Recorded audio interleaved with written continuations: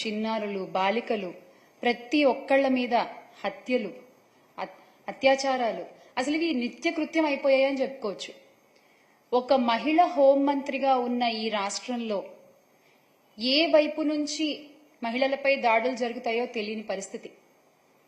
వీధికొకళ్ళు అసలు పేట్రెగిపోతున్నారంతే.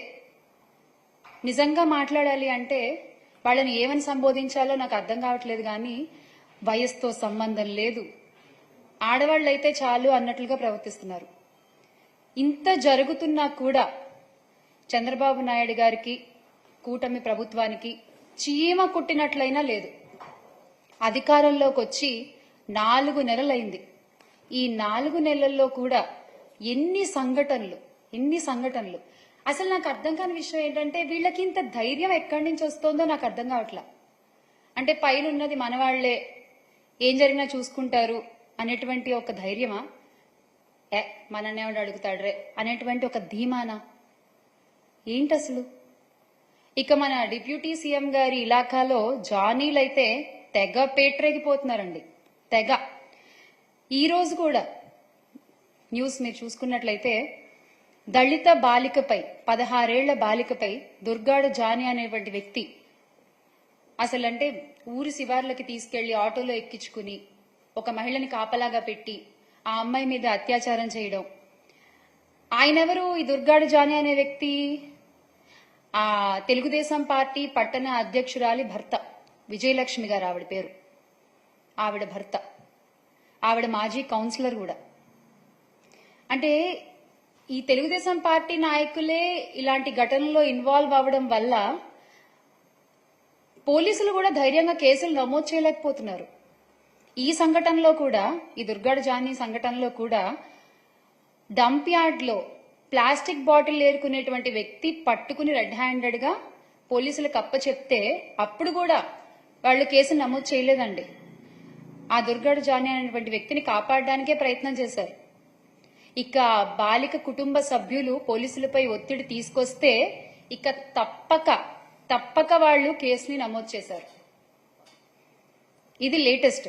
ఇక మొన్నటికి మొన్న పుంగనూరులో జరిగినటువంటి ఆసిఫియా ఘటన తీసుకున్నట్లయితే ఆ అమ్మాయి కనిపించట్లేదు అని కుటుంబ సభ్యులు ఎప్పుడైతే పోలీసులకి ఫిర్యాదు చేశారో అప్పుడే పోలీసులు గనక సరైన యాక్షన్ తీసుకుని సరిగ్గా మనసు పెట్టి వెతికి ఆ పాపని తీసుకొచ్చి ఆ తల్లికి ఇచ్చుంటే ఎంత బాగుండేదండి. 5-6 రోజుల కాలం గడిపేశారు పట్టించుకోకుండా. చివరికి ఆ పాప చచ్చిపోయి కనిపించింది. ఆ తల్లి పడేటువంటి ఆ కడుపు కోత ఎలా ఉంటుందో ఒక తల్లిగా నేను అర్థం చేసుకోగలను. అంటే ఏం లేదు, చిన్న బాధ, ముందే ఒక్క అడుగు ముందే ఉంటే పోయిందేంటి, ఏముంది, ఒక తల్లి కూతురు కలిసేవాళ్ళు కదా అనేటువంటి ఒక బాధ, అంతే, అంతకంటే ఏం లేదు. ఎప్పుడైతే ఇందులో ఇంకో గొప్ప విషయం ఏంటంటే ఎప్పుడైతే జగన్మోహన్ రెడ్డి గారు ఆ బాధితురాలి కుటుంబాన్ని పరామర్శించడానికి నేను వెళ్తున్నాను అని చెప్పారో అప్పటి వరకు ఎవ్వరూ స్పందించలేదు, అప్పటి వరకు ఎవ్వరూ పట్టించుకోలేదు. కానీ హుటాహుటిన అక్కడికి 3 మంత్రులు దిగిపోయారండి. అందులో మన హోంమంత్రి గారు కూడా ఉన్నారు.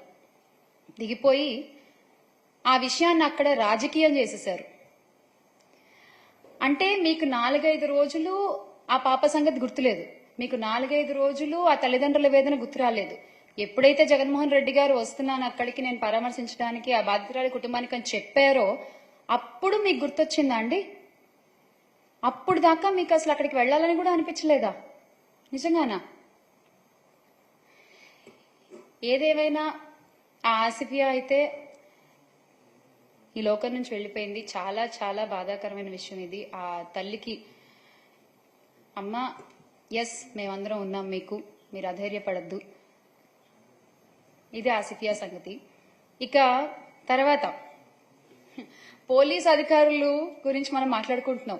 పోలీసులు ఏం కేసులు నమోదు చేయట్లేదు, పోలీసులు తెలుగుదేశం పార్టీ నాయకుల్ని కాపాడడానికి ప్రయత్నం చేస్తున్నారు అని చెప్పి మాట్లాడుకుంటున్నాం. కానీ పాపం వాళ్ళు మాత్రం ఏం చేస్తారులేండి, వాళ్ళ కుటుంబాలకే రక్షణ లేదు, ఈ రోజున రాష్ట్రంలో. సిఐ ధర్మవరంలో 1 టౌన్ సిఐ నాగేంద్ర ప్రసాద్ గారు వాళ్ళ అమ్మగారు, 62 ఏళ్ల ఆవిడికి, స్వర్ణకుమారి గారు ఆవిడ పేరు, ఆవిడని కిడ్నాప్ చేశారు. 9 రోజులైనా సరే ఎటువంటి యాక్షన్ తీసుకోలేదు. 9 రోజులైనా వెతికే ప్రయత్నం చేయలేదు. కనీసం ఆవిడ ఎక్కడుంది మినిమం అయినా పట్టించుకోవాలి కదండి. అలా ఏమీ పట్టించుకోకుండా వదిలేశారు. ఏమైంది? చివరికి ఆమె హత్యకు గురైంది.